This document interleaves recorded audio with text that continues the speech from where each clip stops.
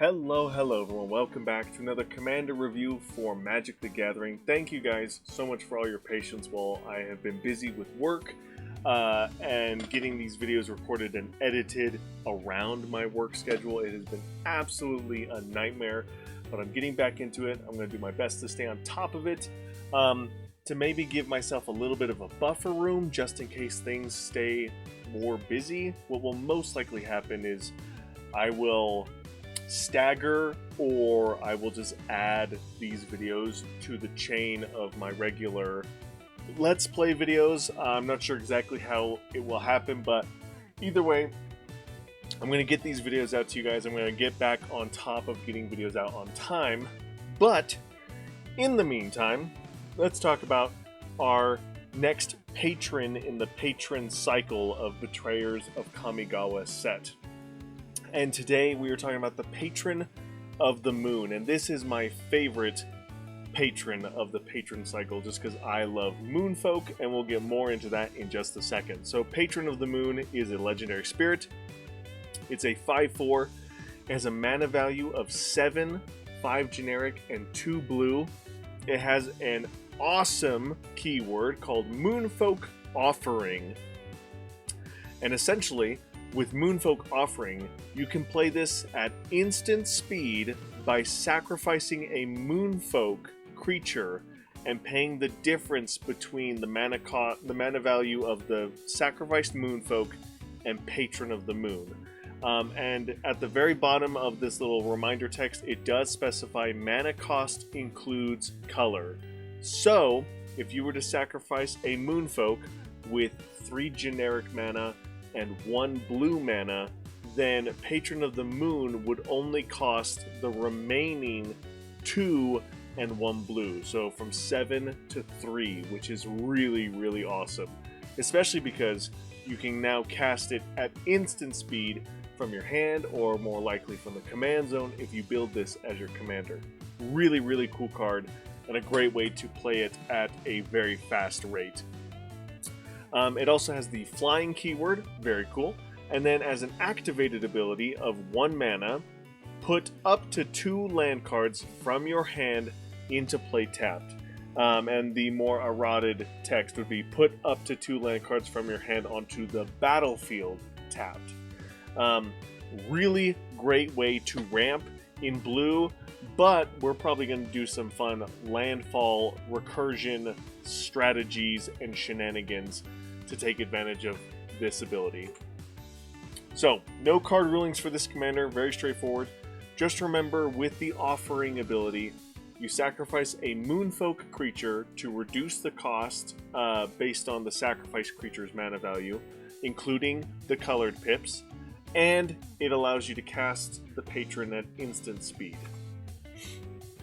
A newer card that has just recently come out from Final Fantasy set is Poo Poo UFO. I'm hoping I'm pronouncing that correctly. But amongst several other artifacts that allow you to do this, you can put land cards from your hand onto the battlefield, which is a great way to ramp, because in the decks that you want to build with this commander, you're going to bounce those lands back to your hand a lot. And speaking of bouncing cards back to your hand and taking advantage of it, the deck that I am building around this commander is a Moonfolk Tribal with a landfall sub-theme strategy. And I have a 60 card deck of this strategy, and it is one of my favorite decks I've made in a long time. Especially for 60 card, like casual constructed format. Really fun deck. So this is going to take advantage of all the Moonfolk that have the old school of returning land cards to your hand abilities to do fun, crazy, silly things. But then we're going to take advantage of that by cheating our lands into play with Terrain Generator, all the artifacts that allow you to put lands into the battlefield for free, essentially by tapping them, and of course our Patron's ability that lets us put lands into the battlefield to trigger all of the landfall cards in our deck. Really cool stuff, really fun engine to build around, especially because even if you run through all your lands in your library, you can still repeat this process over and over because of the Moonfolk's return to your hand cost. A popular deck idea on EDH Rec is just simply taking more advantage of using lands and bouncing them to your hand, really focusing on your commander's ability to put them back into play. And the deck is filled with ways that you want to bounce lands to your hand. Flooded Shoreline and Thwart are ways that you can use abilities or cheat cards into play by returning lands to your hand rather than paying the full cost, essentially. And then, of course, with your commander, you can cheat those lands back into play along with those other artifacts that you will use to do the same thing. And then lastly, this I think would be a very interesting deck idea. I'd love to hear your guys' thoughts about it. But as the game evolves, so do all of the card types. And we've been seeing way more different versions and different ways that you can use lands in your commander decks. So I think it'd be fun to maybe play a Oops All Lands deck with this commander where you're playing 99 lands and your lands can do unique and interesting things outside of just tapping for mana, whether they can create tokens, whether you can cast them as creatures or spells in some way, shape, or form. And we did just get a little bit of support for that from Final Fantasy.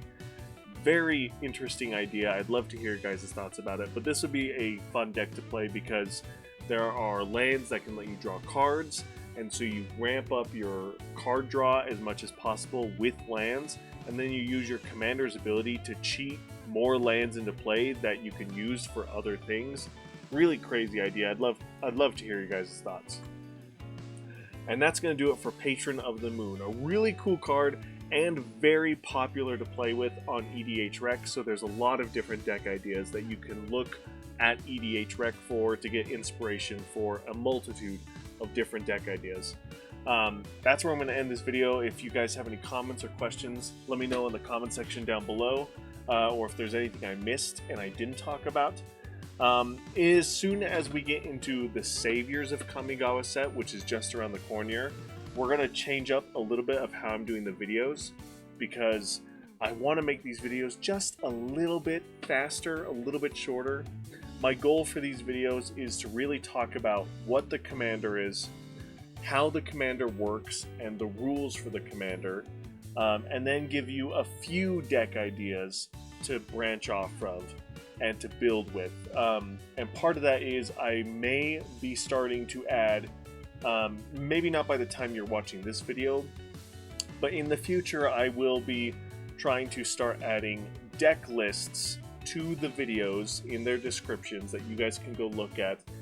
That's something you guys have been asking about quite a bit. So I will start adding deck lists to my videos, but it's gonna take some time to catch up to where I am, plus to keep going and making more videos. So be patient about that. I appreciate your guys' patience, and thank you guys for asking and really wanting to have deck lists put up, because that just is showing me you guys are enjoying the content and you want to see more of what these commanders have to offer. So I will be getting onto that.